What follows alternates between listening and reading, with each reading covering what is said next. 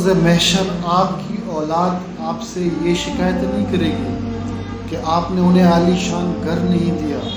آپ نے انہیں اعلیٰ تعلیم نہیں دلوائی، آپ نے ان کی آسائش کے لیے انہیں سہولتیں نہیں دی،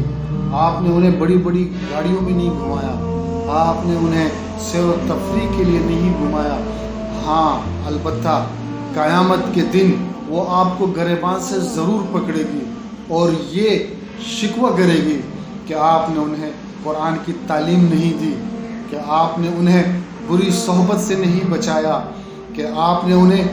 نماز کے لیے اٹھنا نہیں سکھایا، کہ آپ نے انہیں 5 وقت کی نماز پڑھنے کا پابند نہیں بنایا، کہ آپ نے ان کے رشتے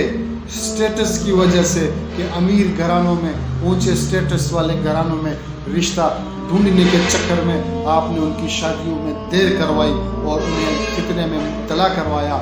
آپ نے انہیں دین کی تعلیم نہیں دی، آپ نے انہیں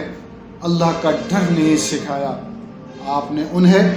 نیک راستے پر نہیں چلنا سکھایا، آپ نے انہیں غلط کاموں سے نہیں روکا، آپ نے ان پر دھیان نہیں دیا۔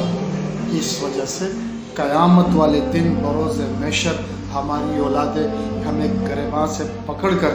افسوس کریں گی اور کہیں گی کہ آج ہم اپنے والدین کی وجہ سے ہم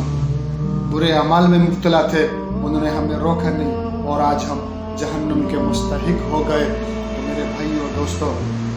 خدا را اپنے بچوں پر توجہ دیں، ان کی دنیا کے ساتھ ساتھ ان کے آخرت کی بھی فکر کریں۔ میرا رب فرماتا ہے، اللہ تعالیٰ کا فرمان ہے کہ اے ایمان والوں،